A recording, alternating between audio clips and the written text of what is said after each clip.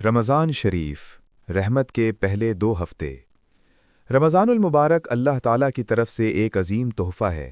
یہ وہ مہینہ ہے جس میں قرآن نازل ہوا، رحمتیں برستی ہیں، دعائیں قبول ہوتی ہیں اور گناہ معاف کیے جاتے ہیں۔ اللہ تعالیٰ نے قرآن مجید میں فرمایا، اے ایمان والو، تم پر روزے فرض کیے گئے جیسے تم سے پہلے لوگوں پر فرض کیے گئے تھے تاکہ تم پرہیزگار بن جاؤ۔ پہلا ہفتہ، رحمت کا آغاز۔ رمضان کا پہلا ہفتہ ہمیں ایک نئی شروعات کا پیغام دیتا ہے۔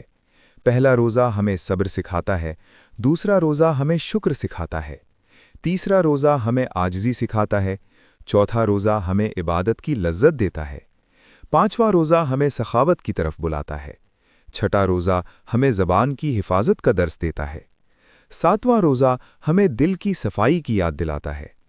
یہ ہفتہ گویا دل کی زمین کو نرم کرنے کا وقت ہے تاکہ نیکی کے بیج بوئے جا سکیں۔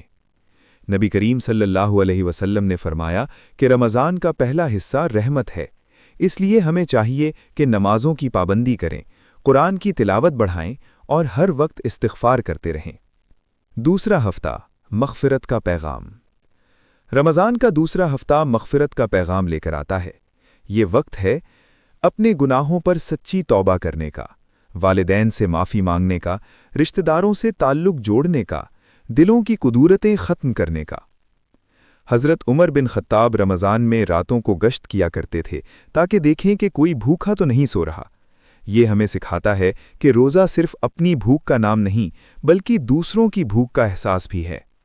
رمضان کے ان پہلے 2 ہفتوں میں ہمیں خاص طور پر یہ کام کرنے چاہیے: 5 وقت کی نماز باجماعت ادا کرنا، روزانہ کم از کم 1 پارہ قرآن پڑھنا، صدقہ و خیرات کرنا، روزانہ کم از کم 100 مرتبہ استغفار کرنا، افطار کے وقت دل سے دعا کرنا، سحری اور افطار کی کیفیت۔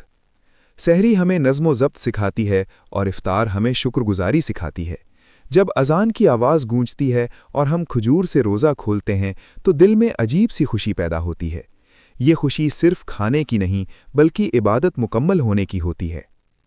پیغام: رمضان کے یہ پہلے 2 ہفتے ہمیں تیار کرتے ہیں کہ ہم آخری عشرے کی عظمت کو پا سکیں۔ اگر ابتدا اچھی ہو تو انجام بھی روشن ہوتا ہے۔